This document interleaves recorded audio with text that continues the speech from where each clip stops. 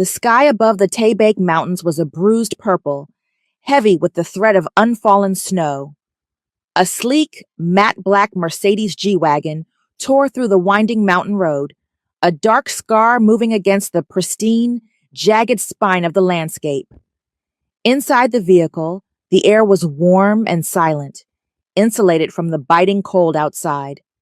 Precious Allen sat in the back. At 50, she was an architectural marvel of a woman. Her spine steel straight, her skin glowing rich and dark against the high collar of her cream cashmere coat. Her hair was pulled back into an elegant, low bun that allowed for no stray curls, just as her life allowed for no stray errors. She held her phone to her ear with a gloved hand, staring out at the passing pines.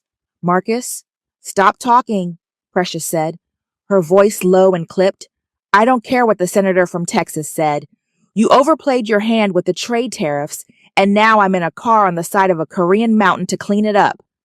She listened to the stammering on the other end, the familiar sound of her brother backpedaling.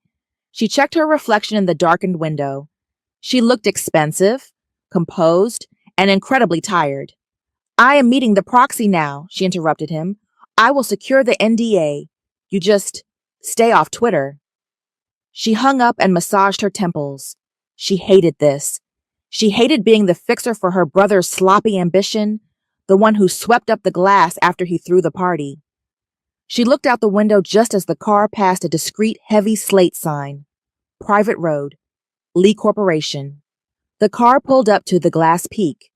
It was less a home and more a fortress of modernism.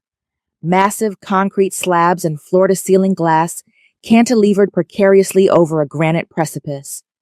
It looked like a Bond villain's sanctuary, cold and impenetrable. Inside the foyer, the silence was deafening. The air didn't smell like a home. It smelled of ozone and expensive cedar. A nervous assistant appeared, bowing deeply as he took Precious' coat.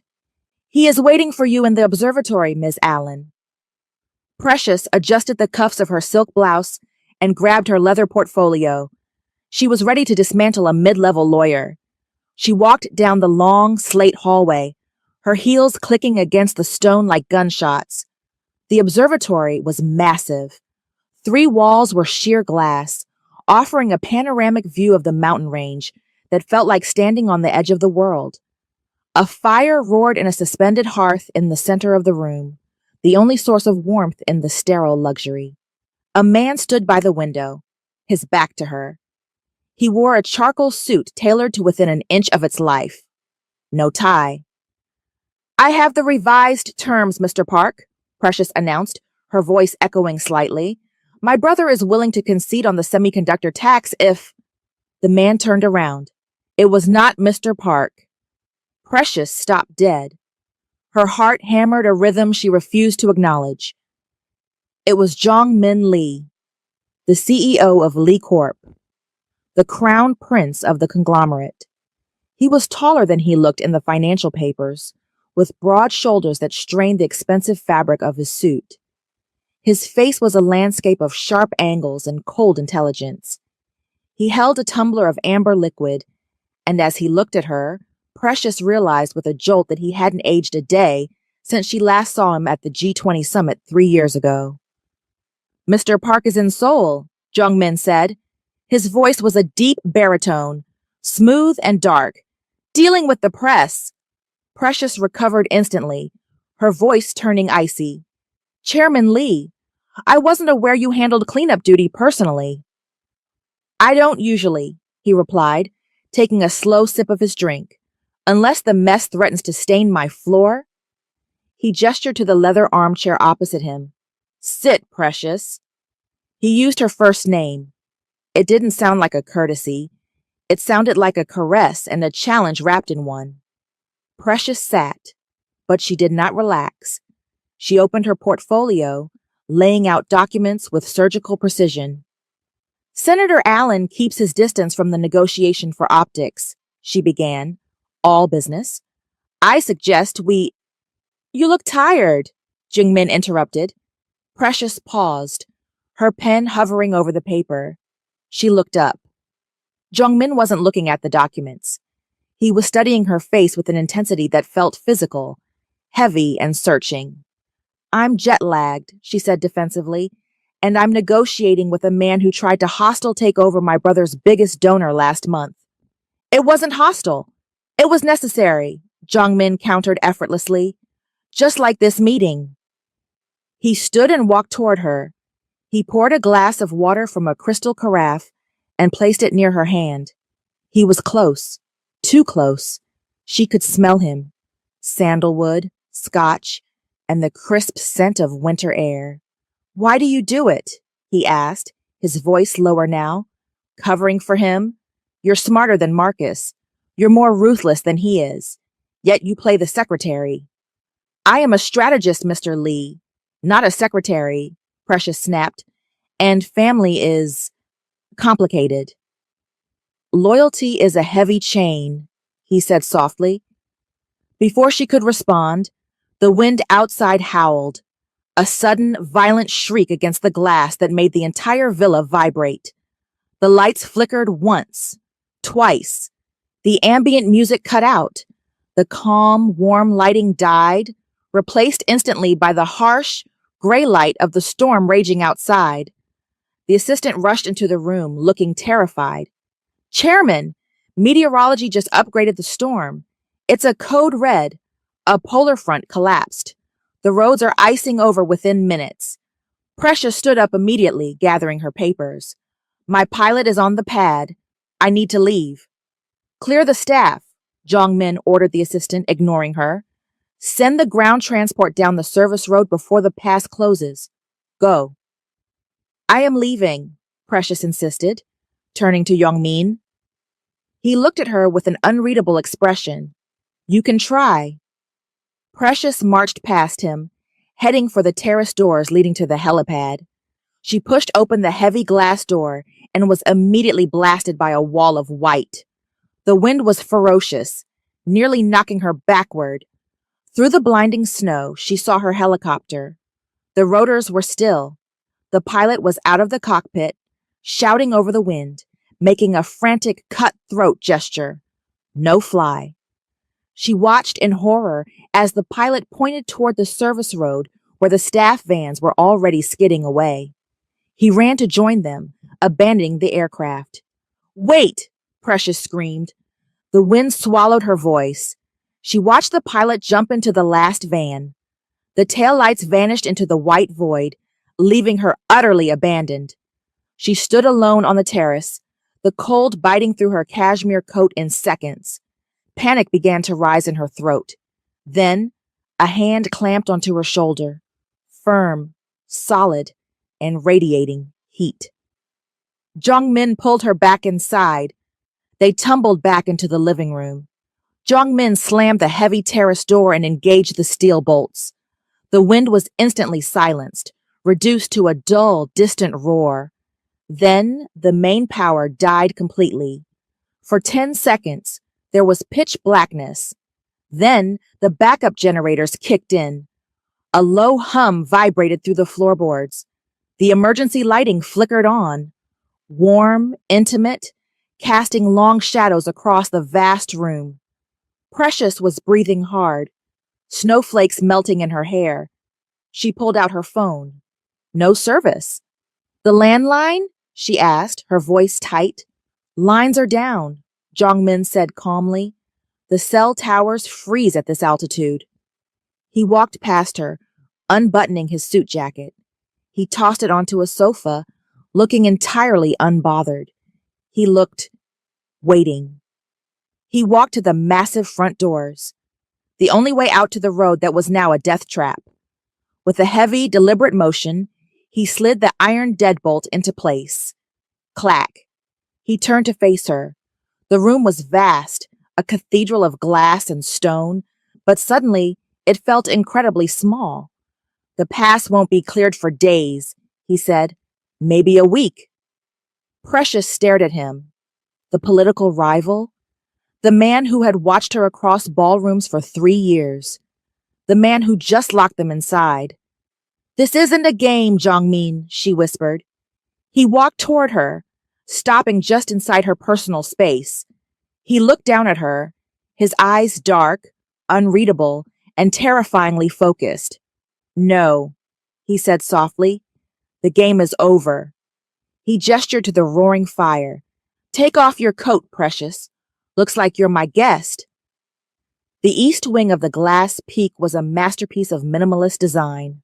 All beige Italian leather, slate floors, and floor-to-ceiling windows that offered an unobstructed view of the apocalypse outside. But to Precious Allen, it felt less like a guest suite and more like a very expensive cell.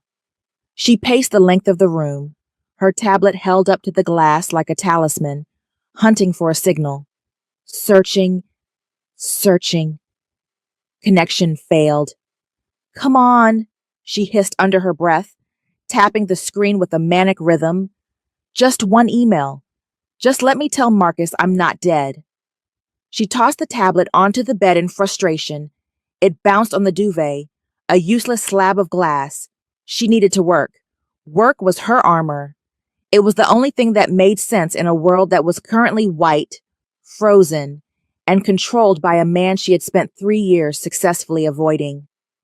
Without a crisis to manage, she was just a woman trapped in a house with a dangerous stranger. Restless, she walked out into the hallway. The villa was vast, a labyrinth of shadows and modern art. The architecture played tricks with reflection, the glass walls turning the interior into a hall of mirrors against the darkness outside. As she passed a darkened pane of glass overlooking the central atrium, she stopped. In the reflection, she saw the floor below. Jong-min was there. He wasn't on a phone. He wasn't reading a dossier. He was standing perfectly still, his hands in his pockets, looking up. He was looking directly at her reflection in the glass. He didn't look away when he was caught.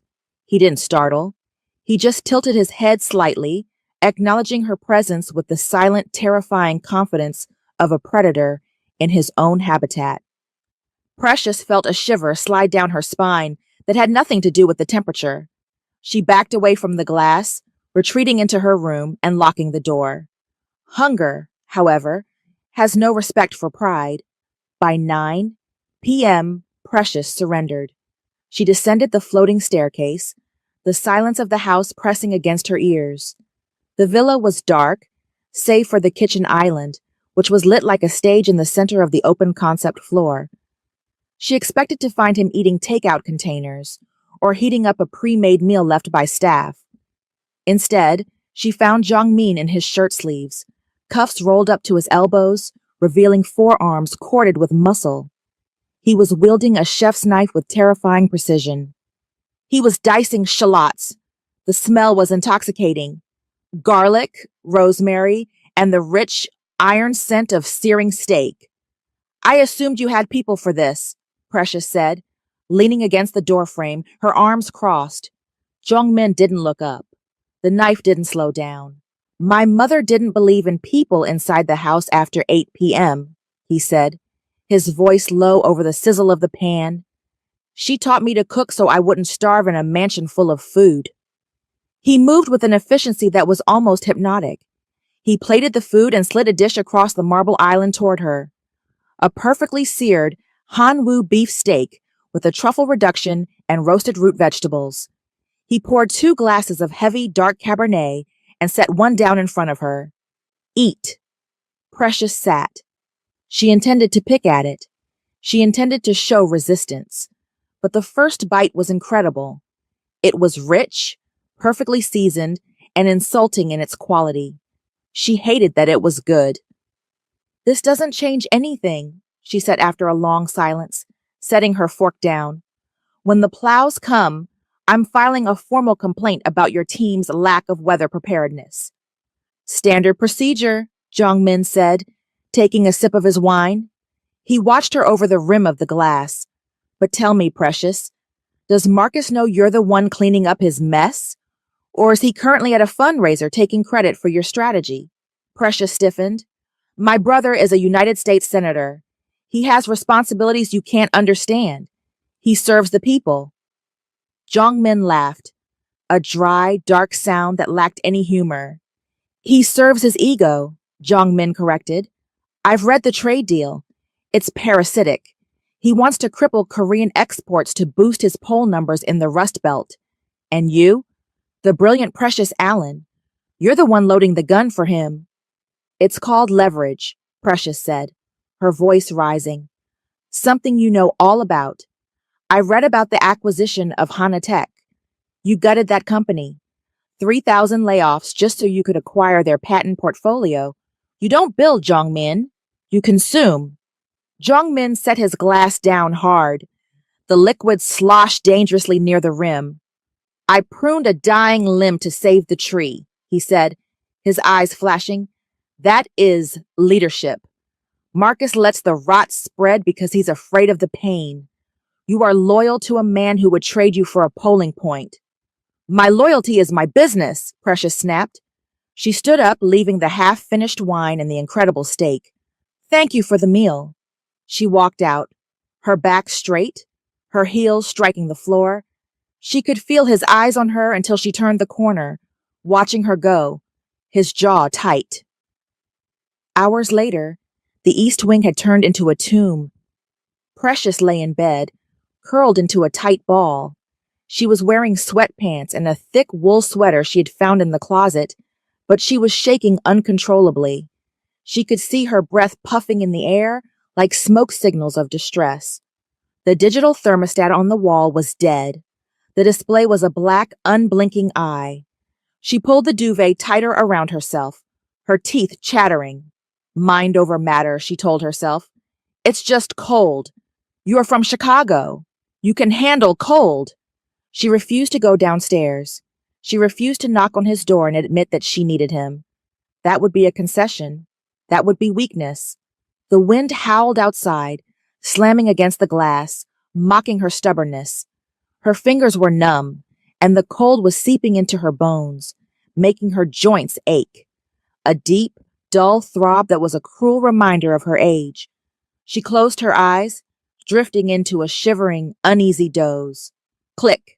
The sound was sharp in the silence. The electronic lock on her door disengaged.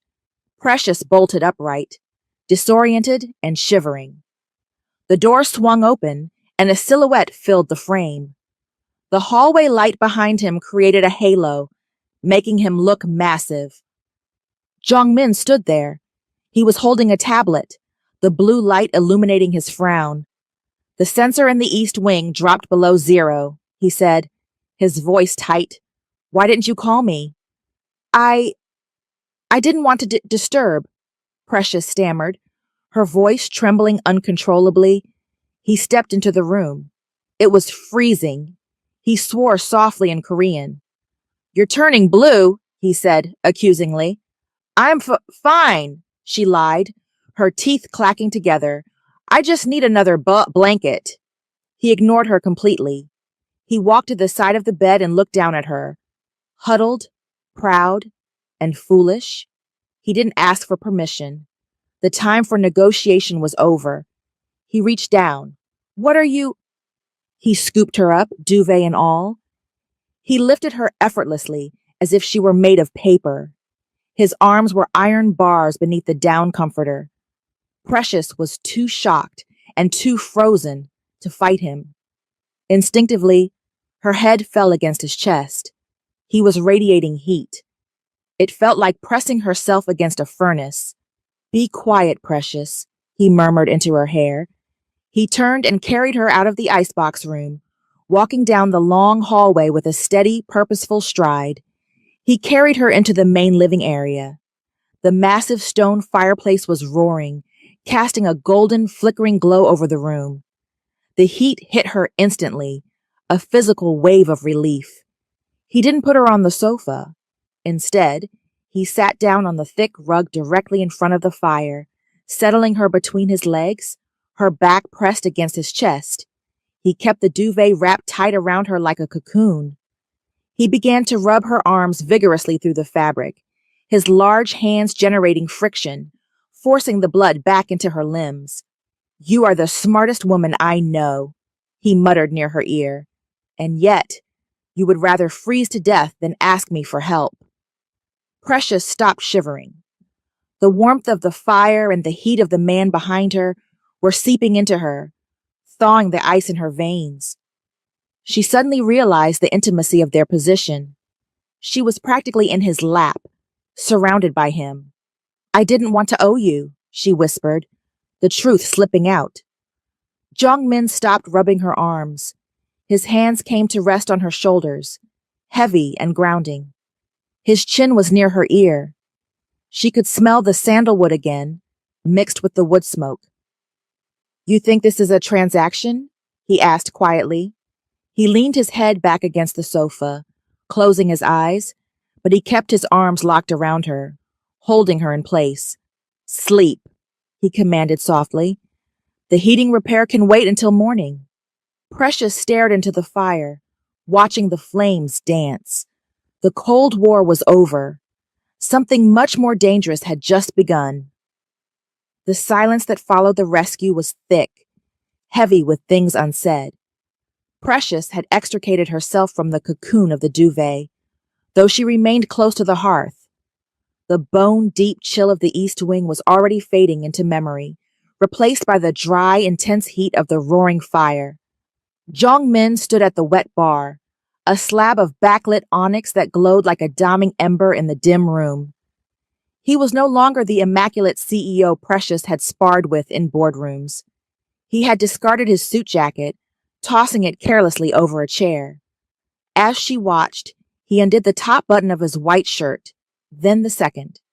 It was a slow, deliberate gesture of dismantling the armor. With his collar open and his sleeves rolled up, he looked less like a titan of industry and more like a man walking a jagged edge.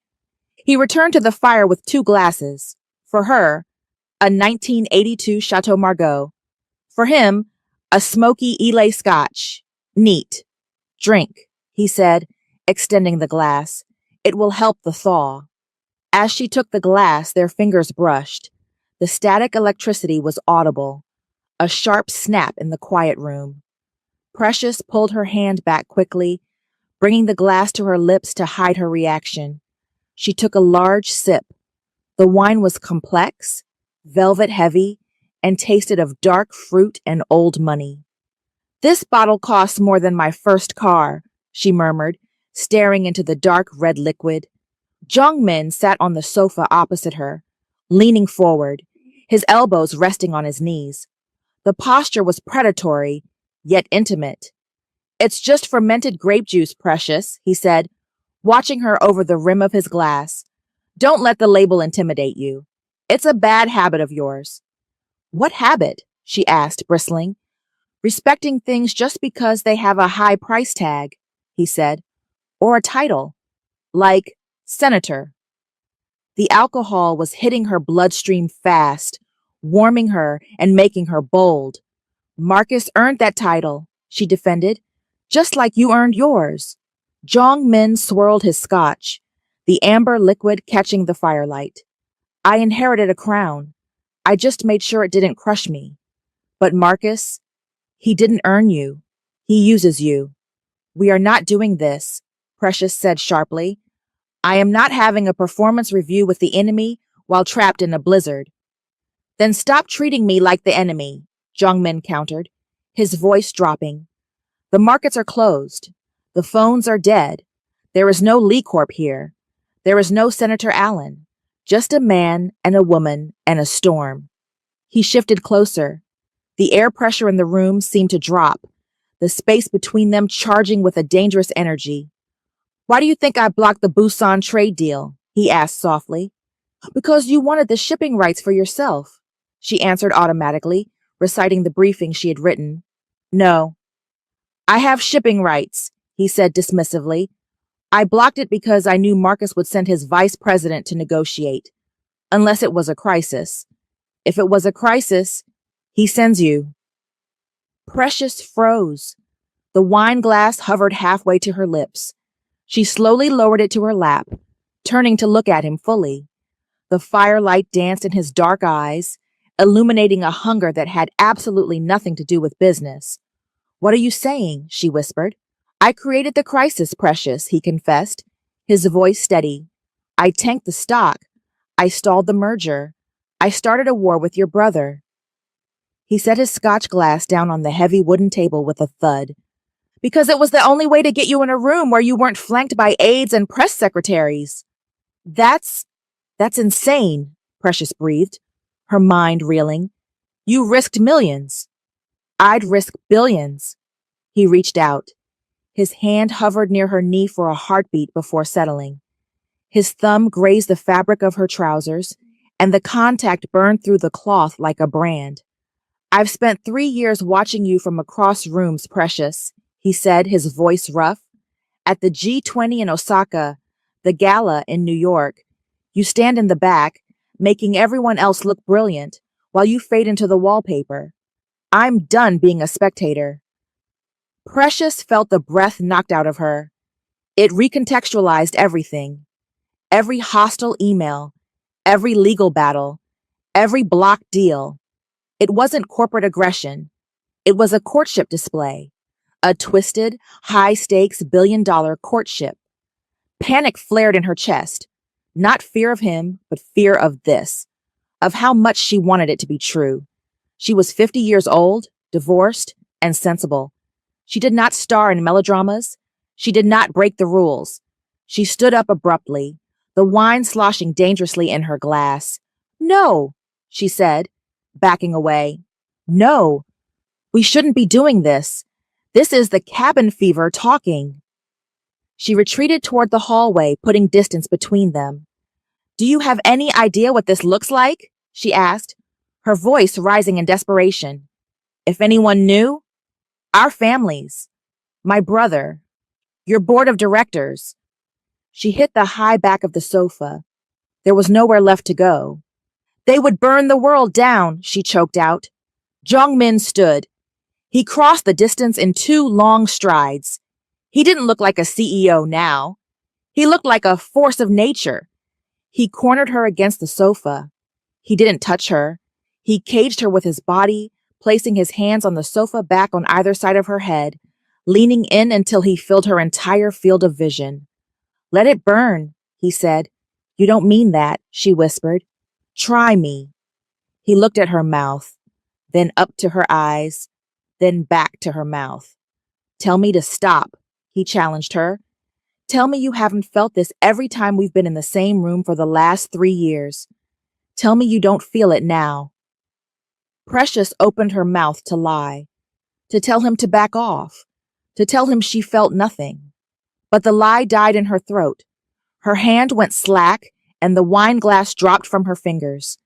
It hit the thick, white rug with a dull thud, staining the wool blood red. She didn't look down. She didn't care. Jong-min, it was a plea, but not for mercy. His resolve snapped. His hand slid into her hair, firm, grounding, fingers catching on the curls that had escaped her bun.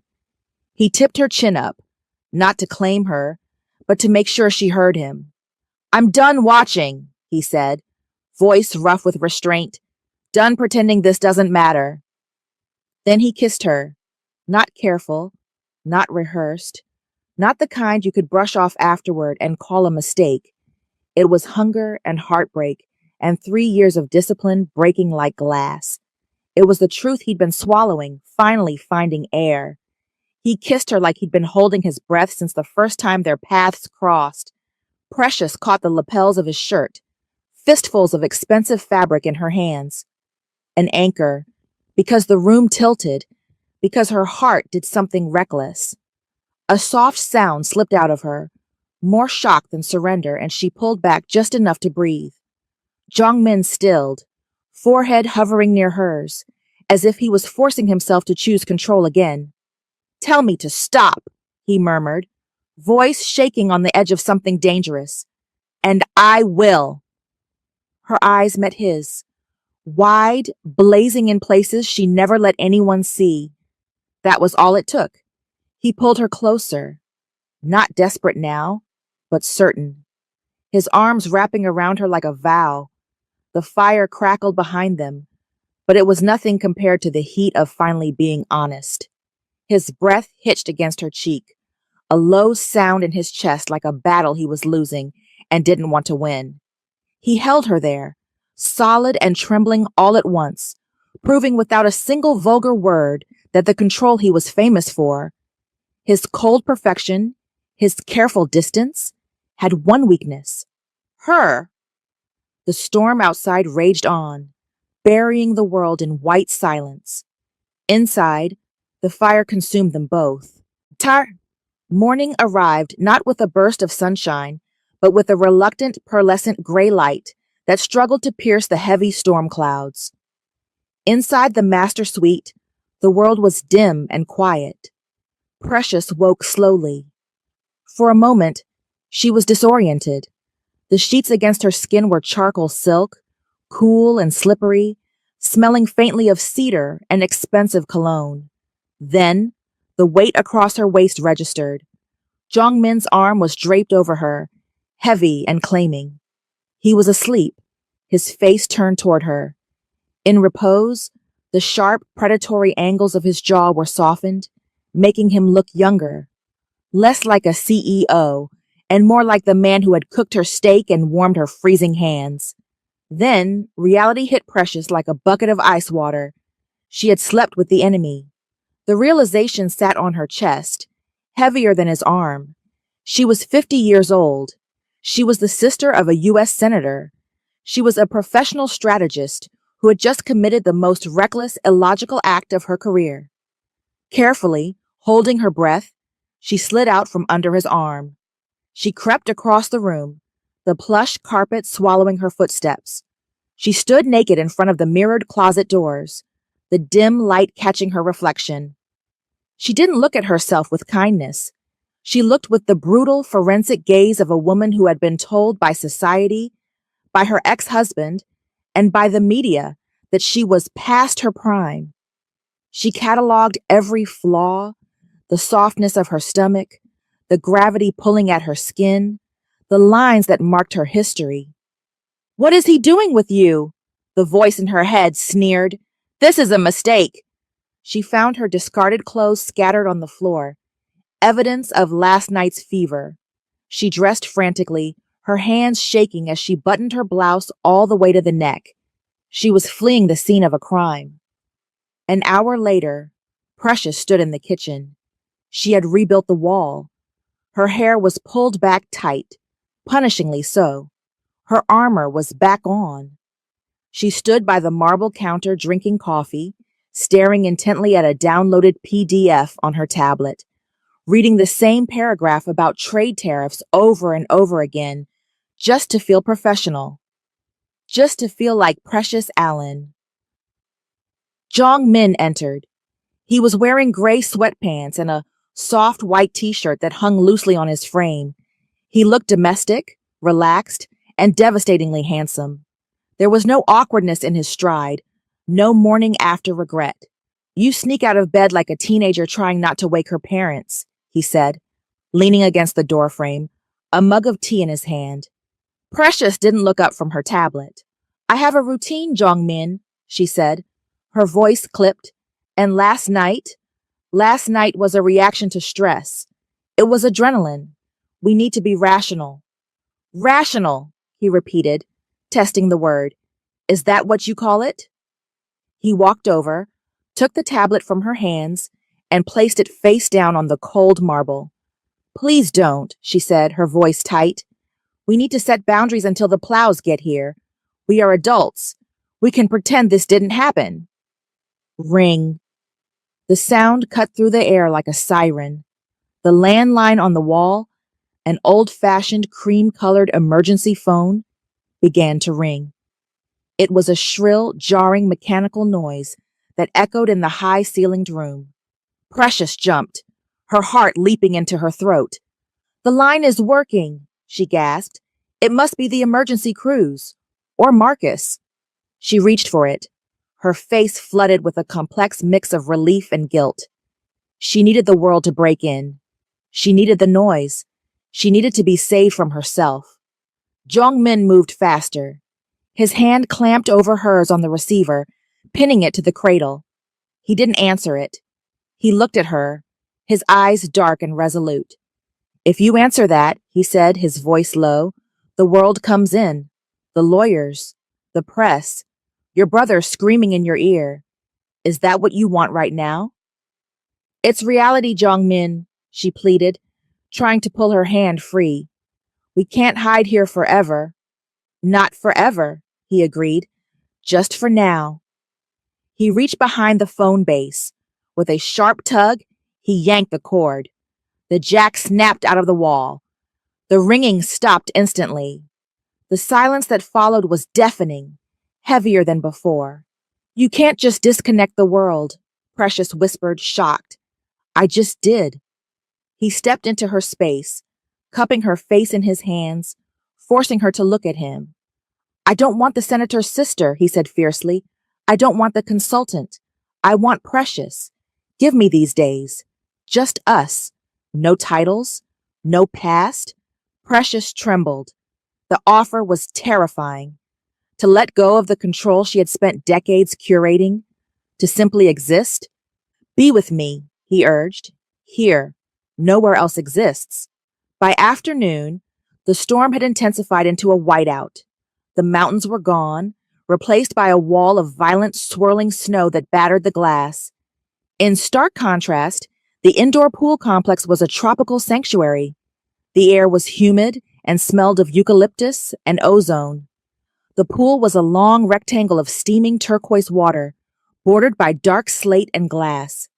Precious sat on the edge of a lounge chair, wrapped tightly in a thick terry cloth robe. She watched the storm rage against the glass, feeling like she was inside a spaceship or a submarine. A fragile vessel suspended in chaos. Jongmin was in the water, swimming laps with powerful rhythmic strokes. He stopped at the edge near her, slicking his wet hair back from his forehead. Water beaded on his shoulders. The water is warm, he said. I didn't bring a swimsuit, she replied, clutching the robe. Jongmin smirked, a flash of white teeth. We established last night that you don't need one. But if you're shy, he pointed to a stack of oversized towels on a bench. There's nobody for miles, Precious, he said softly. The satellites can't see through this storm. You are invisible. Invisible. The word usually hurt her. It was the word that defined her experience in D.C., in her marriage, in society. But here, in this steam-filled glass box, it felt different. It felt like liberation. Precious stood up. She untied the belt of the robe. She let it fall to the floor. She walked down the slate steps into the water. It was hot, silky, and embracing. She waded toward him, the water rising to her chest, the buoyancy taking the weight off her tired joints, off her heavy heart. Jongmin didn't lunge at her. He waited. He let her come to him. They stood by the infinity edge, looking out at the chaos of the blizzard. The steam rose from the surface of the pool, blurring the line between the water and the glass. It's violent out there, she whispered. Jongmin moved behind her, wrapping his arms around her waist, pulling her back against his chest. In the water, they were weightless. Let it rage, he murmured against her neck. We're safe. Precious leaned her head back on his shoulder, closing her eyes. She felt the fight drain out of her. I'm 50, Jongmin, she said, the insecurity bubbling up one last time. I have scars. I have regrets. I have stretch marks. I'm not the fantasy you built in your head. Jongmin kissed the wet skin of her shoulder, slow and reverent. You think I want a fantasy? A fantasy is hollow, he said. I want the scars. I want the history. I want the woman who survived it all. He turned her around in the water to face him. The steam swirled around them like a veil, cutting them off from the rest of the room. We're in a bubble, she whispered, looking into his eyes. It's going to pop. Then let's live in it while it lasts. She stopped fighting. She stopped thinking about Marcus, or the trade deal, or the age difference. She wrapped her legs around his waist, floating in the heat, suspended in the eye of the storm, morning. In the master suite began not with an alarm, but with the scent of dark roast coffee and stillness. Precious stirred, her body heavy with sleep. The bed was excessively comfortable, a cloud of down and thread counts she couldn't name. Instinctively, she reached out, expecting the cold emptiness of the other side of the mattress. Instead, her hand brushed against a lacquered tray waiting on the nightstand. She blinked her eyes open. It was perfect. A steaming mug of coffee. 2 sugars, 1 cream, exactly how she took it, though she didn't remember telling him. Beside it sat a plate of sliced pears and warm pastries that smelled of butter and yeast. A note, written on heavy cream cardstock in a sharp, masculine hand, was propped against the cup. "Don't move! I'm handling the fires." She sat up, confused, brushing a curl back from her face. At the foot of the bed, a garment was laid out, a robe of heavy midnight blue silk. It was clearly his. The shoulders were too broad, but the sleeves had been carefully, meticulously rolled up to fit her arm length. The door opened. Jung-min entered, carrying an armful of firewood. He was dressed in dark knits, the sleeves pushed up, looking capable, domestic, and jarringly removed from the boardroom. He dropped the wood by the fireplace with a heavy thud and dusted off his hands. "You're waiting on me?" Precious asked, her voice thick with sleep. Jung-min walked over to the bedside, placing the back of his hand against the ceramic mug to check the temperature. "You've spent 20 years managing a senator's life, a husband's life, and a firm," he said calmly. "For the next few days, you don't make decisions. You don't pour your own coffee. You just exist." He handed her the mug. "Drink," he commanded softly, "then wear the robe. I want to see you in my colors." The command was quiet, but the energy behind it was undeniable. It wasn't controlling. It was a relief. He was taking the burden of agency off her shoulders. For a woman whose entire life was a series of high-stakes calculations, being told to simply be was the ultimate luxury. By afternoon, they had retreated to the library, a 2-story cavern of books, leather, and silence. The storm battered the high windows, a violent gray wash against the glass, but inside, the air was warm and smelled of old paper. They sat on the floor, surrounded by open photo albums Jung-min had pulled from a high shelf. Images of a solemn boy in school uniforms, growing into the man beside her. But as the bottle of wine lowered, the conversation drifted into dangerous territory. The alcohol made Precious loose, stripping away her usual polish. She traced the rim of her wine glass, staring at the red liquid.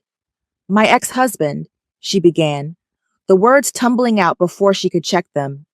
"He didn't leave me for someone smarter or richer. He left me for a 28-year-old yoga instructor named Kaylee." She laughed, but the sound was brittle, cracking in the quiet room. "He said I was intimidating," she continued, "that I was always on. But the truth was, I just got old. In DC, a woman over 40 becomes furniture. You're useful, you're respected, but you aren't seen. I walked into rooms and felt like a ghost." Jung-min listened, his stillness intense. He reached out and captured her hand, stopping her nervous fidgeting, anchoring her to the present.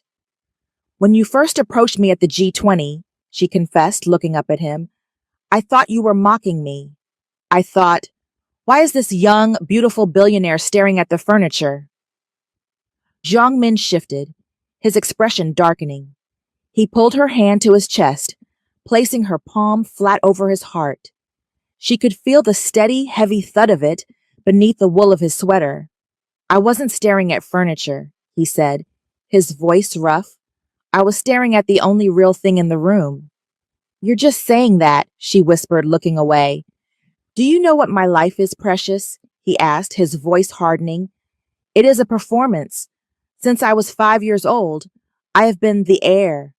Every smile, every handshake, every marriage proposal. It's all calculated. I am surrounded by people who say yes before I even finish a sentence. It is suffocating." He squeezed her hand, desperate for her to understand. And then I saw you. You were arguing with the French ambassador.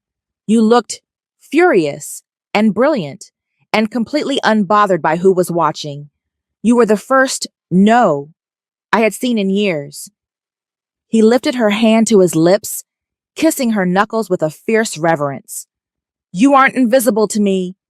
You are a flare in the dark. Night fell, turning the library into a shadow box. They moved to the master suite, where the mood shifted from confession to worship. The lights were low.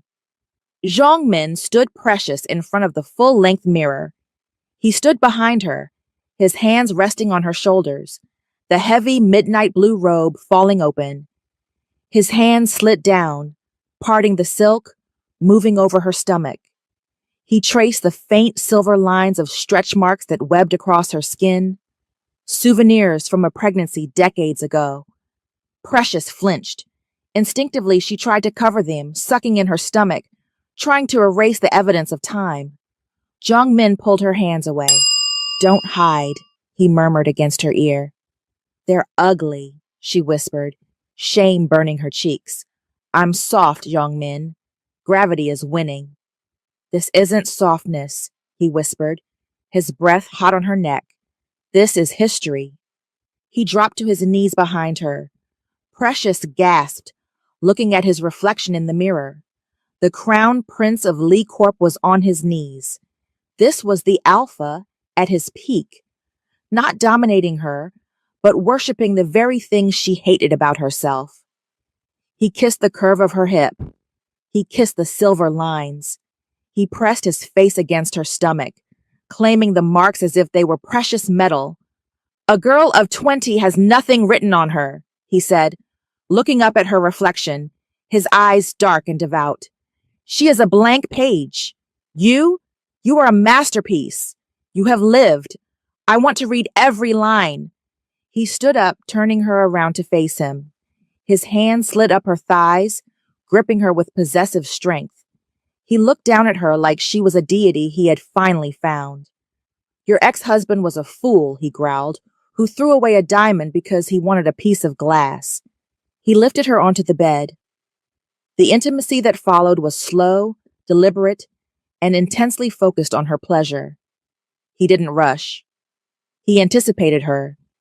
He moved her with confident hands, knowing what she needed before she could even ask for it. Every time she tried to close her eyes, to hide in the dark, he stopped. Look at me, he commanded, his voice thick with need. See how much I want you.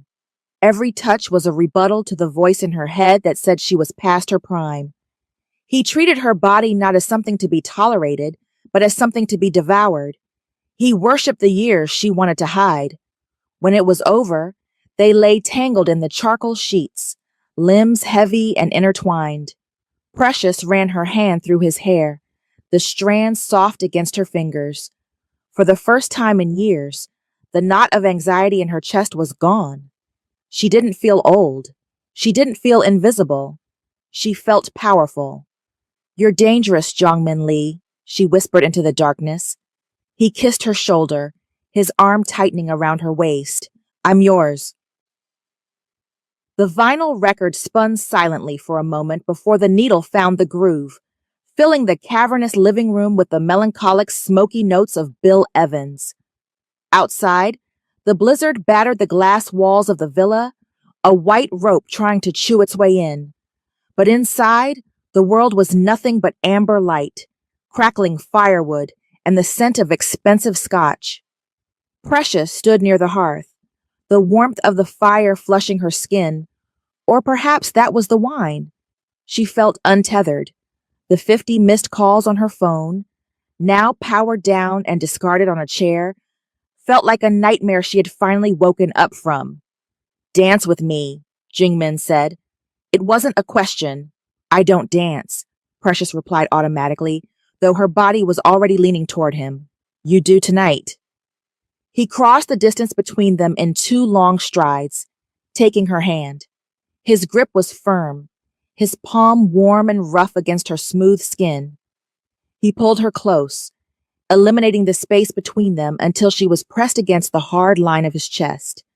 As they swayed to the piano, Precious rested her head on his shoulder, inhaling the scent of sandalwood and winter air that clung to him. "We're going to get in so much trouble," she whispered into his shirt, the reality of their situation trembling in her voice. Jongmin's hand tightened on her waist. "Let them try to punish us," he murmured against her hair, his voice vibrating through her. "I own the bank, Precious. I own the board. Let them try." The song ended, leaving a heavy, sweet silence in its wake. Jongmin pulled back slightly, just enough to look into her eyes. The firelight danced in his dark irises, illuminating a vulnerability she hadn't seen in 3 years of boardroom warfare. "I have something for you," he said softly. He reached into his pocket and withdrew a small, heavy object. It wasn't a jewelry box. It was a compass. Antique brass and scratched glass, heavy with history. "I found this when I was 12, he said, turning it over in his large hand. "It's from the 19th century. It doesn't point north anymore. The mechanism is broken." He took her hand and pressed the cold metal into her palm, folding her fingers over it.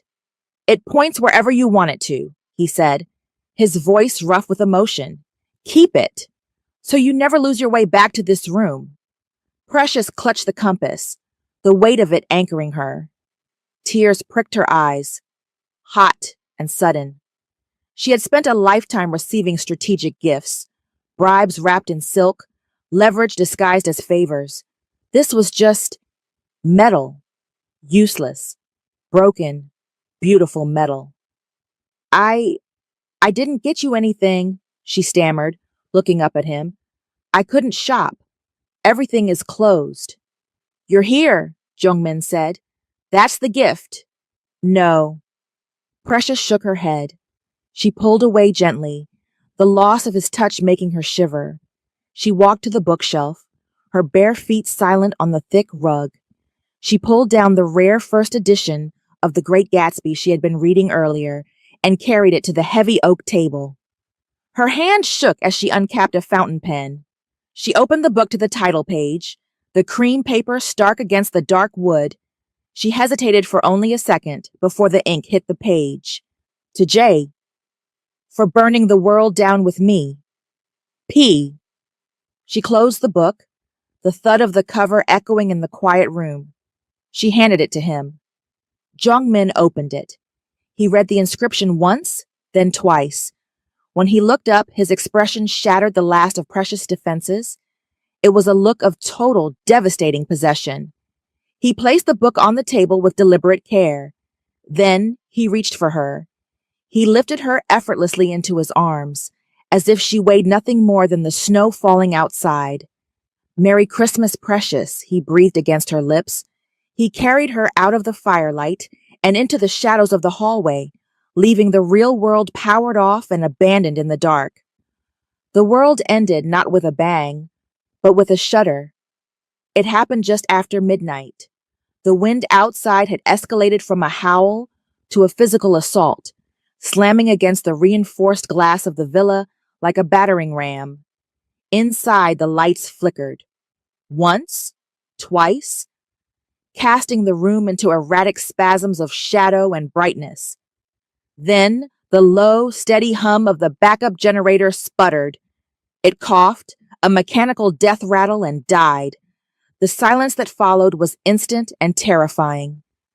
The ambient warmth of the underfloor heating began to bleed away within minutes, sucked out by the sub-zero vacuum of the mountain peak. "Stay here," Jingmin said. His voice was calm, cutting through the sudden dark. Precious sat frozen on the sofa, pulling the cashmere throw tighter around her shoulders.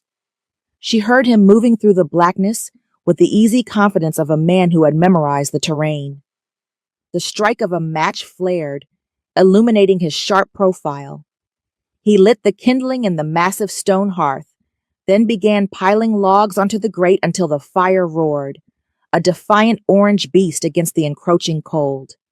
"The fuel line froze," Jongmin said, dusting ash from his hands as he returned to her.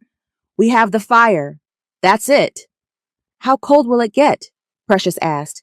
Deadly, he answered simply, if we stay apart. He didn't wait for her permission. He raided the master suite and the guest quarters, returning with an armful of heavy sable furs, thick wool blankets, and down comforters. He built a nest on the thick rug directly in front of the fireplace, a sanctuary of luxury and survival. Come here, he commanded gently. Precious crawled into the pile of furs. Jongmin settled in behind her, wrapping his arms around her waist, pulling her back against his chest. He threw the heaviest fur over both of them, sealing them in a cocoon. The temperature in the room plummeted. Precious could see her breath misting in the air before the firelight. But under the covers, tangled together, the heat was immediate and intoxicating. You're shaking, Jongmin murmured, his lips pressed against the sensitive skin of her neck.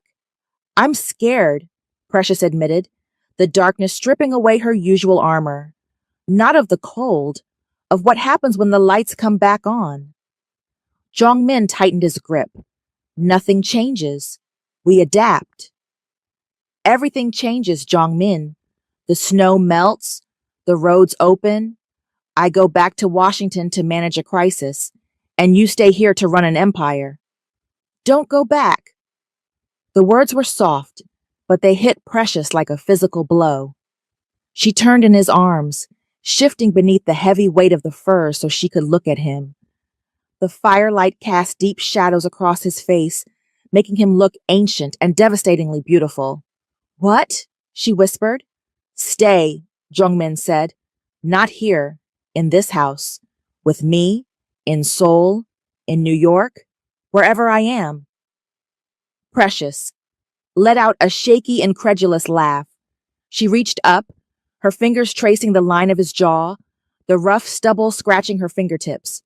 Oh, Jongmin, you talk like a king who thinks he can command the tide. I can buy the tide if I have to. It's not about money, she said, her voice cracking. Look at us. Really look at us. You are 40 years old. You are the crown prince of the Lee conglomerate. You need an heir.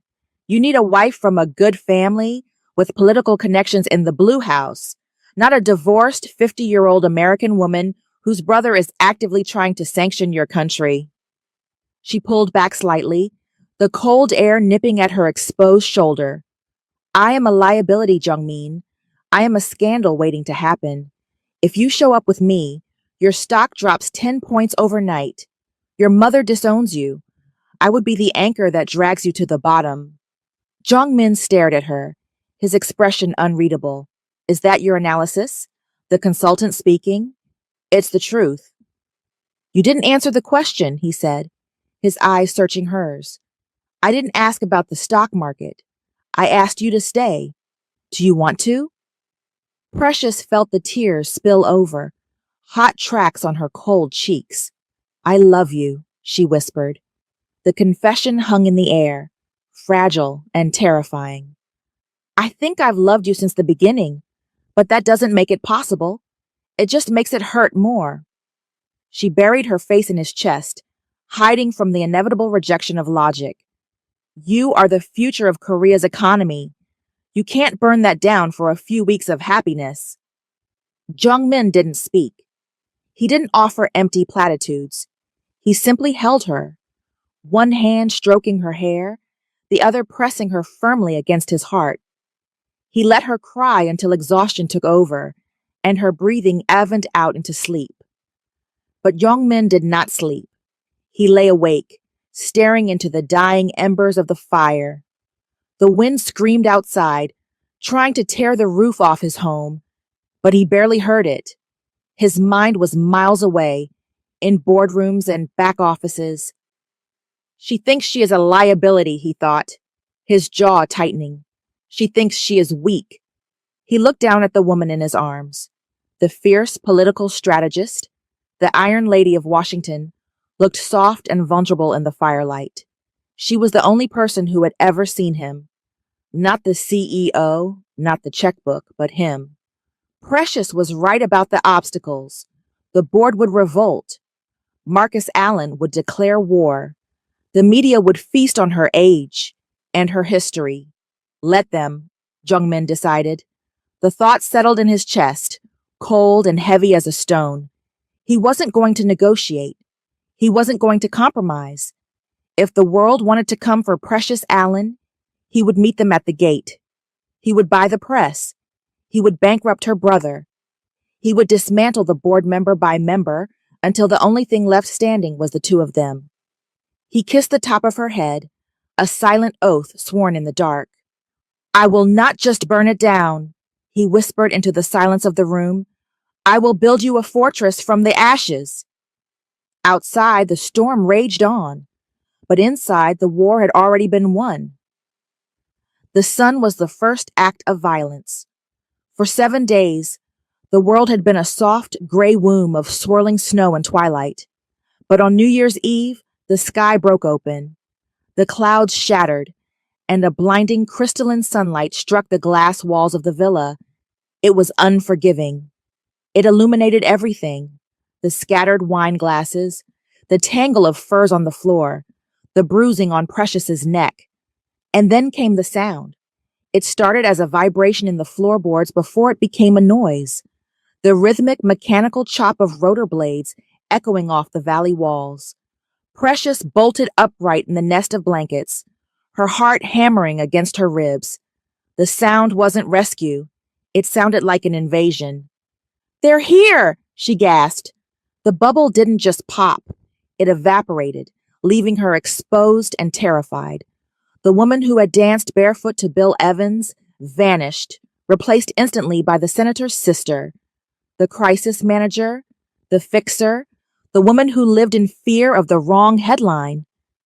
She scrambled out of the furs, ignoring the biting cold of the room. Get up, she hissed, grabbing her discarded clothes from the floor. Jongmin, get up. We have to clear the room. If the crew comes in here and sees the bedding, if they see the wine. She was frantic, moving with a manic, terrified energy. She grabbed the empty bottle of Chateau Margaux and shoved it into the recycling bin, burying it under trash. She kicked the cushions back onto the sofa. She smoothed her hair, her hands shaking so hard she could barely find her hair tie.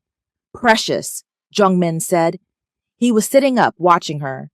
He hadn't moved to help. He looked calm, almost bored by the intrusion. Don't precious me, she snapped, dragging her suitcase out of the corner. She threw it open and started blindly shoving silk and cashmere inside. You don't understand the optics. They'll have cameras. If a photo leaks of us like this, my brother loses the midterms. Your stock tanks. I become a punchline. I have to go. I have to be on that chopper before they even shut the engine down. She was hyperventilating now. The shame was a rising tide. Shame for her age, for her foolishness, for letting herself believe, even for a week, that she could have this. I need my coat, she muttered, spinning around. Where is my coat? I need to look professional. I need to look like I've been working. She reached for her cream wool coat, the one she had arrived in, the armor of the DC strategist. A hand clamped over her wrist. Jongmin was there. He hadn't bothered to dress fully. He wore dark trousers and a sweater, but his presence filled the room. He didn't pull her. He simply held her arm, stopping her frantic motion. Stop, he said. Let go, Precious pleaded, tears pricking her eyes. The helicopter was louder now, the wind from the rotors whipping up a mini blizzard outside the glass. Please, Jongmin, let me hide. Let me save us both. Save us from what? He asked, his voice low and dangerous. From the truth? From the ruin, she cried.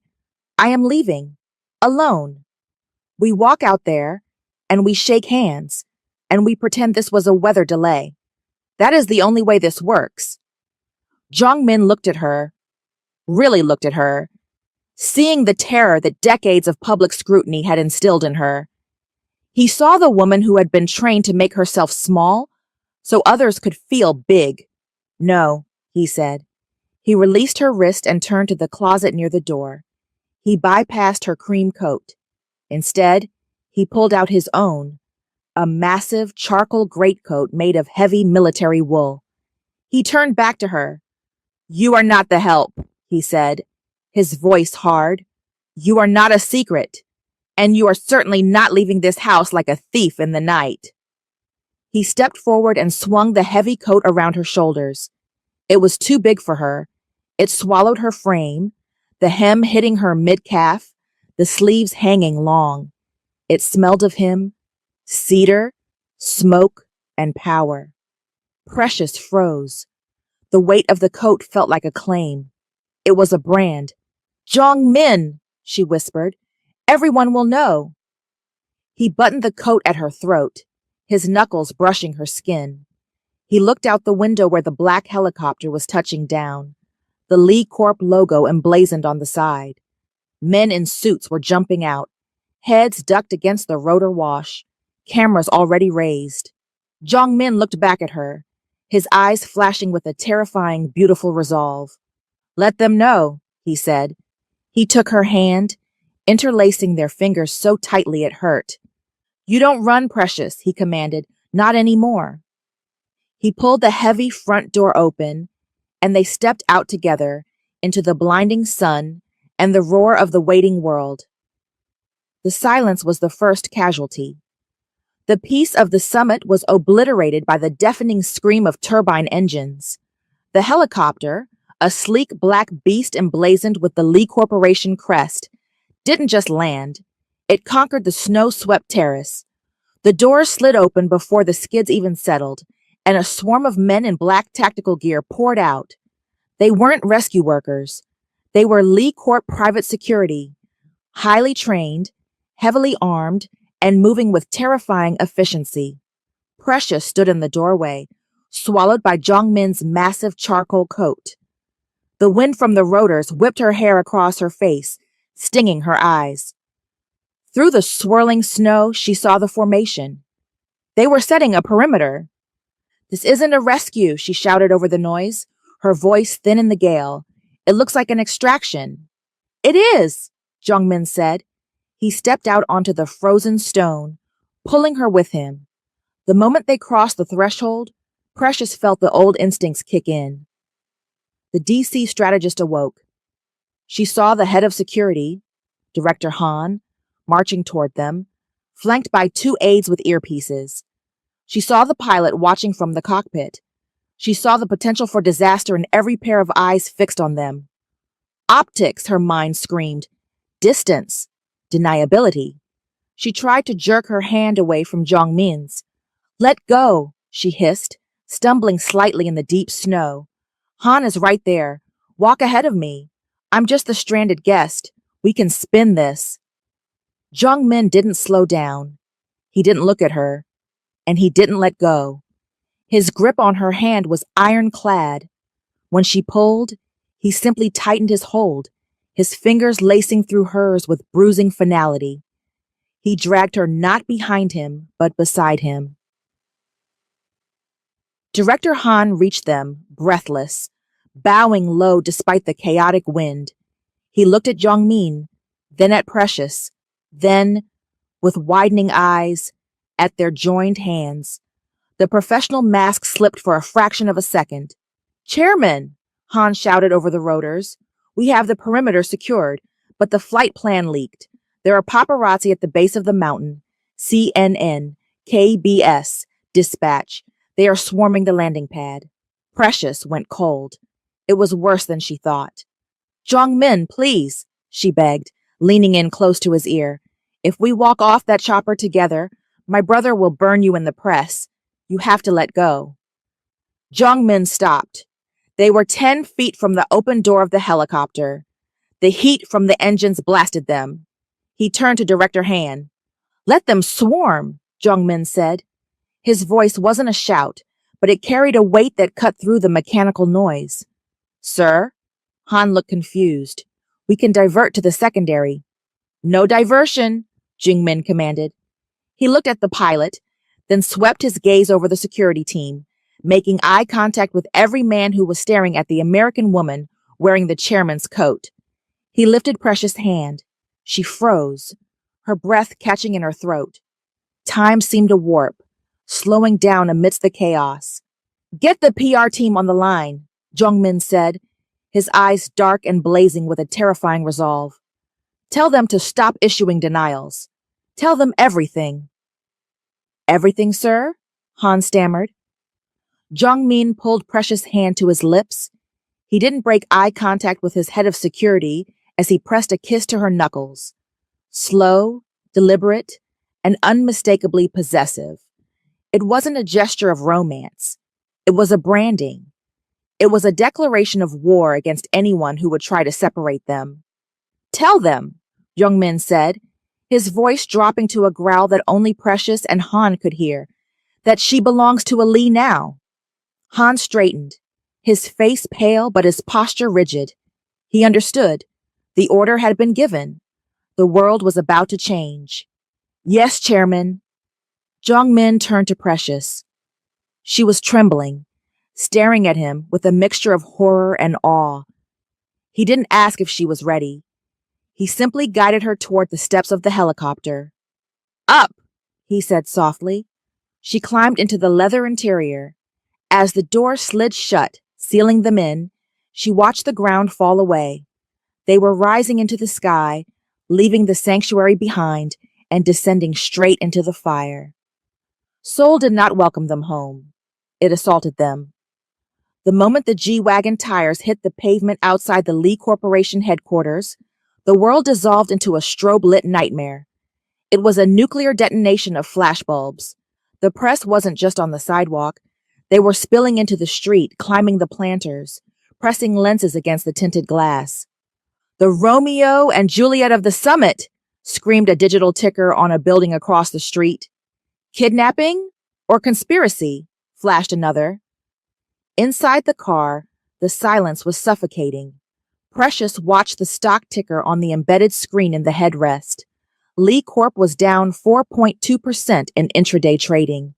Her brother's approval rating had dipped 3 points. Turn it off, Jung-min said, not looking up from his tablet. It's plummeting, Jung-min, Precious said, her voice tight. The market hates uncertainty, and we are the definition of uncertainty. The market is emotional. It will stabilize when I tell it to. The car stopped. Security formed a phalanx, but the noise was deafening as the doors opened. Questions were hurled like grenades. Ms. Allen, did he force you to stay? Chairman Lee, is this a merger strategy? Precious, how does it feel to rob the cradle?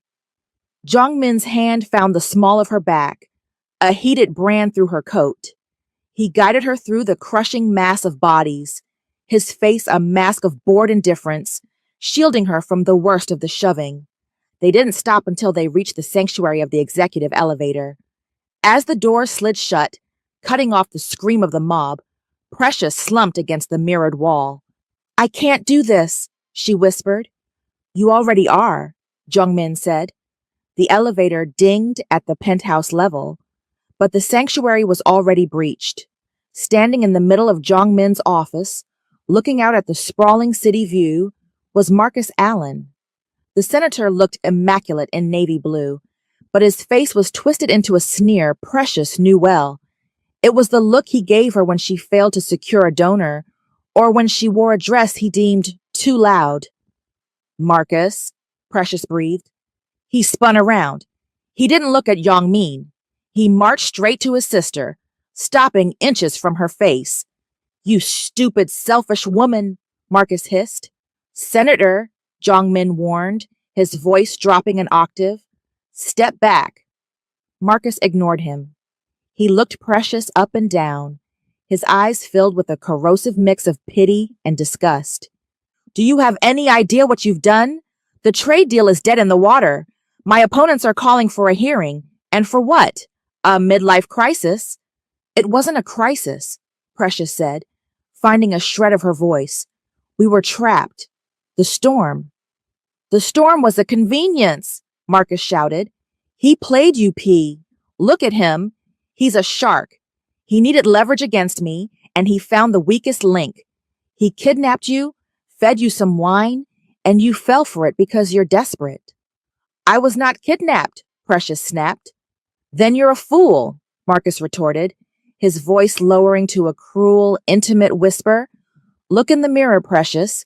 You're 50 years old. You're divorced. You're yesterday's news. Do you really think a man like that, a man who can have any 20-year-old heiress in Asia, wants you for anything other than to humiliate me? The words landed like slaps. Precious flinched, the insecurity she had shed in the mountain villa rushing back in a suffocating wave. Invisible. Past her prime. A pawn. Get out, Jingmin said. Marcus laughed darkly. I'm taking her with me. We have a flight in an hour. We're going to issue a statement that you were disoriented and coerced. Jongmin moved. It wasn't the explosive violence of the mountains. It was the terrifying, fluid motion of a predator. He crossed the room and stood between the siblings. He towered over Marcus. She isn't going anywhere, Jongmin said, his voice terrifyingly calm. And if you ever speak to her like that again, I won't just kill your trade deal. I will buy the debt on your campaign and foreclose on your career. He pressed a button on his desk phone. Security, remove the trespasser. As guards dragged a shouting Marcus out, Precious sank onto the sofa, trembling. The seed had been planted. Does he just want leverage? Am I just a joke? In tea. Boardroom. 1 hour later. The atmosphere in the boardroom was colder than the blizzard. 12 men sat around the long mahogany table. They were the old guard, men who had served Jongmin's father. They looked at the stock ticker, then at Jongmin, who sat at the head of the table, perfectly composed. The stock is down 5%, Chairman, Director Choi said. He was an elderly man with thin lips and eyes like flint. The shareholders are panicking.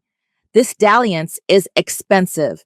It is a correction, Jongmin said, tapping his pen on the table. It will rebound. It will rebound if you issue a denial, Choi insisted. Say she was a guest. Say nothing happened. Send her back to America. I will not lie, Choi scoffed, throwing a tablet onto the table. Chairman, be realistic.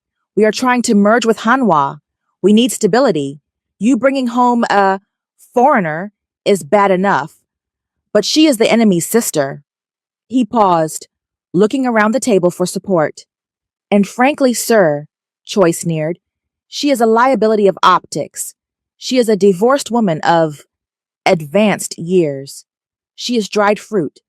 She cannot give you an heir. She is a plaything that has stayed past her expiration date. The silence that followed was absolute. The heir left the room. Jongmin stopped tapping his pen. He slowly turned his head to look at Director Choi. The expression on his face was not anger. It was something far worse. It was the total absence of mercy. Director Choi, Jongmin said softly, how long have you been with this company? 30 years, Choi said, puffing his chest. I served your father. Then you should have saved enough for retirement. Jongmin picked up his phone. He typed a single command. Check your email. Choi frowned, tapping his tablet. His face drained of color. What is this? I just liquidated your position, Jongmin said, his voice echoing in the silent room. And I have triggered the morality clause in your contract. Insulting the future wife of the chairman is a breach of conduct. Wife?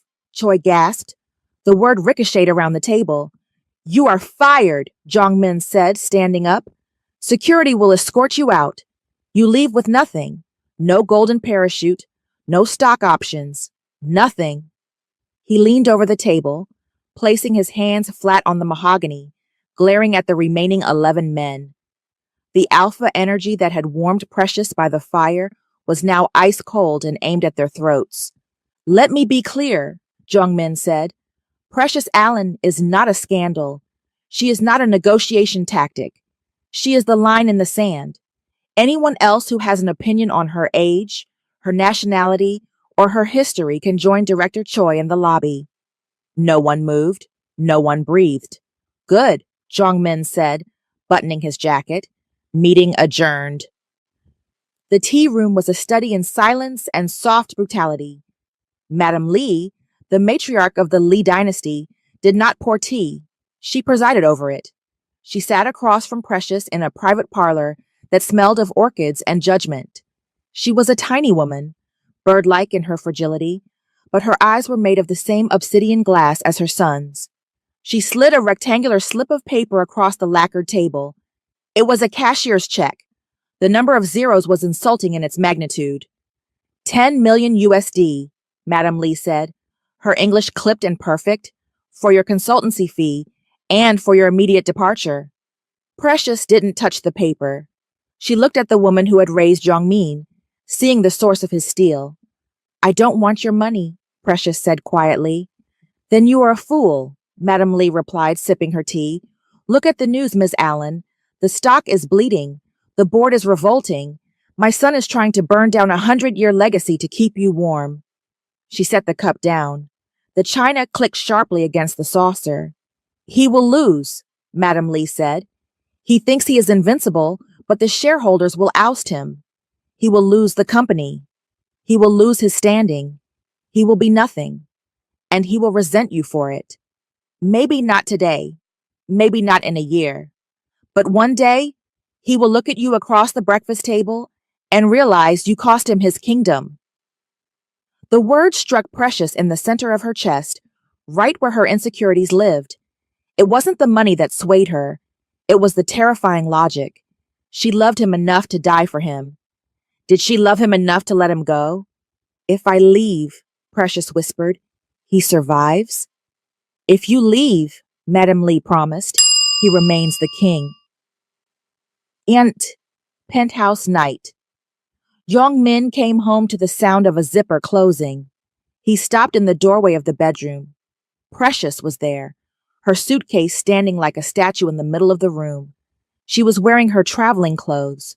Sharp, severe, professional. The woman from the cabin was gone. What is this? Zhongmin asked, the temperature in the room dropping instantly. I'm going home, Zhongmin, Precious said. She didn't turn around. She couldn't. If she saw his face, she would crumble. My mother got to you. She made me see reason, Precious lied, her voice steady. We got carried away. It was the snow. It was the adrenaline. But looking at the numbers, at the damage I'm doing to your company, it's not worth it. Zhongmin crossed the room, grabbing her shoulders to spin her around. Don't lie to me. You don't care about the numbers.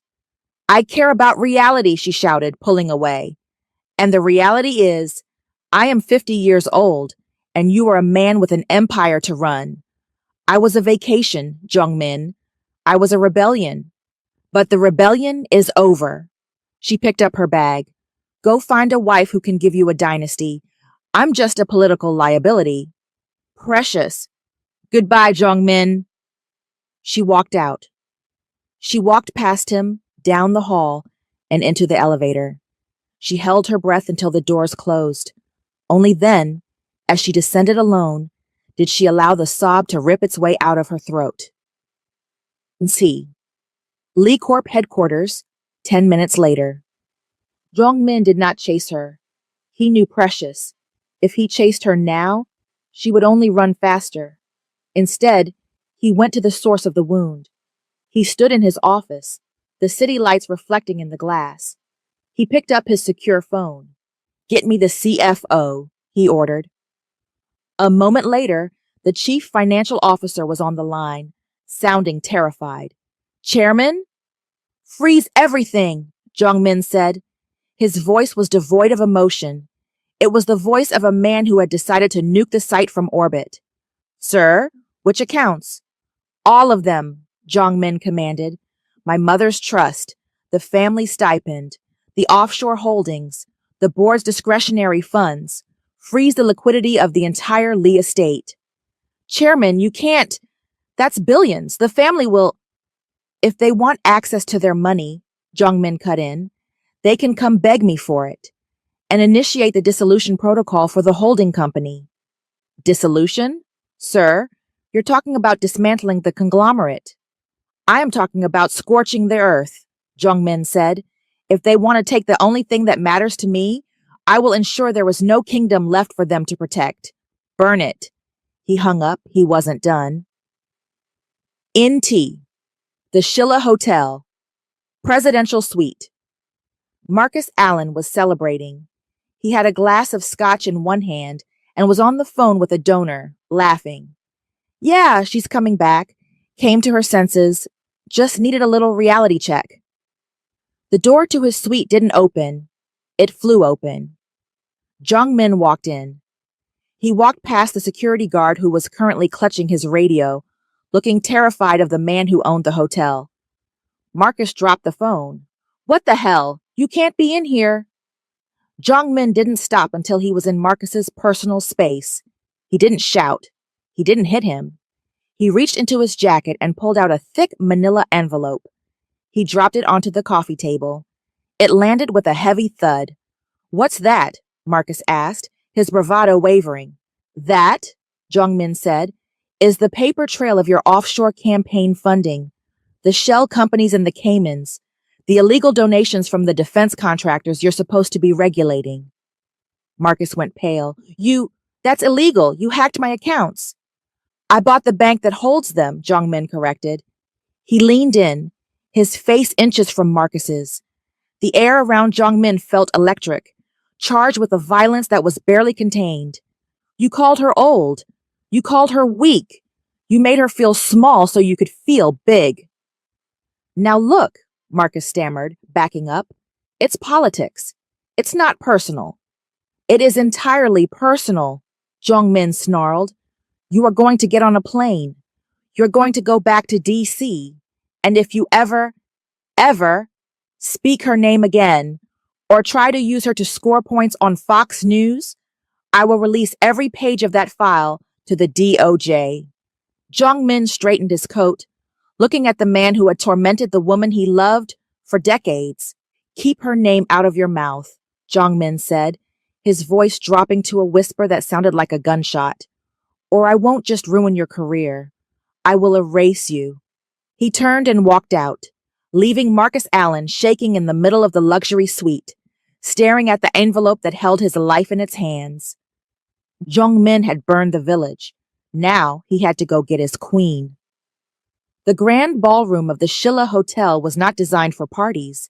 It was designed for coronations.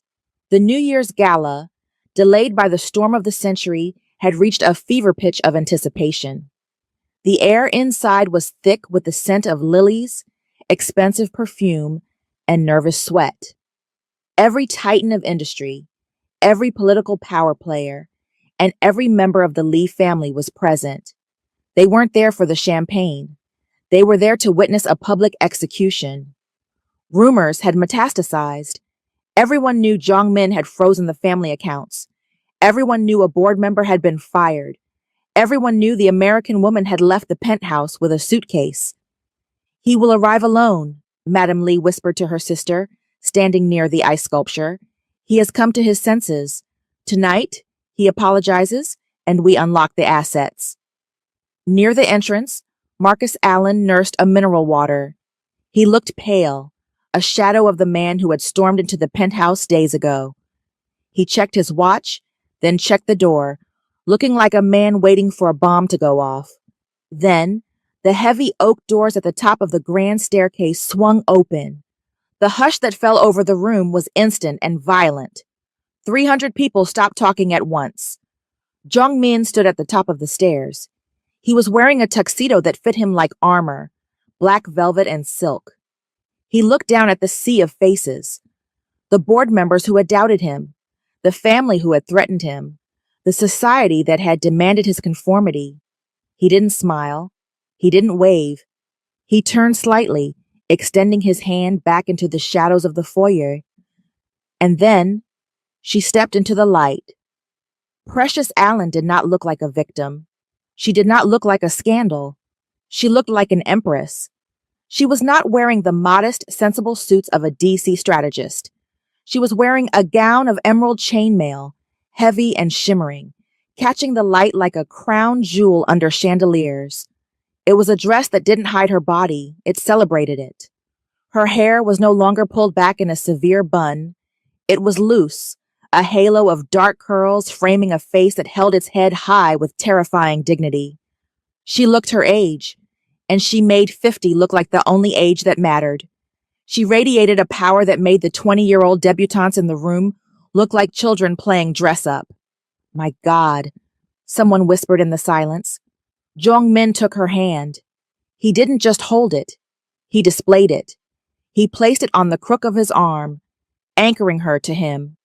They began the descent. Every step was a rhythmic clack against the marble that echoed in the silent room. At the bottom of the stairs, the press pool erupted. The barrier rope strained as photographers fought for the shot. The flashbulbs were blinding, a strobe light storm that turned the room into a chaotic flicker of white and black. Precious faltered for a fraction of a second. The wall of noise was a physical force. The old instinct to hide, to shrink, to be invisible, flared in her chest. She saw Marcus in the crowd, their eyes locked. For the first time in her life, she didn't see judgment in her brother's eyes. She saw fear. He looked at Jong-min, then looked down at his shoes, defeated by the weight of the manila envelope and the sheer force of the couple approaching him. Jong-min felt her hesitation. He stopped on the last step, just above the fray. The world was screaming their names, hungry for the ruin, hungry for the drama. He leaned in close, his lips brushing her ear, his voice a low rumble beneath the chaos. "Let them look," he said. Precious squeezed his arm, her nails digging into the velvet. She looked out at the sea of sharks, the board members who had called her dried fruit, the society matrons clutching their pearls. "They're going to burn the world down," she whispered, her voice trembling not with fear, but with awe.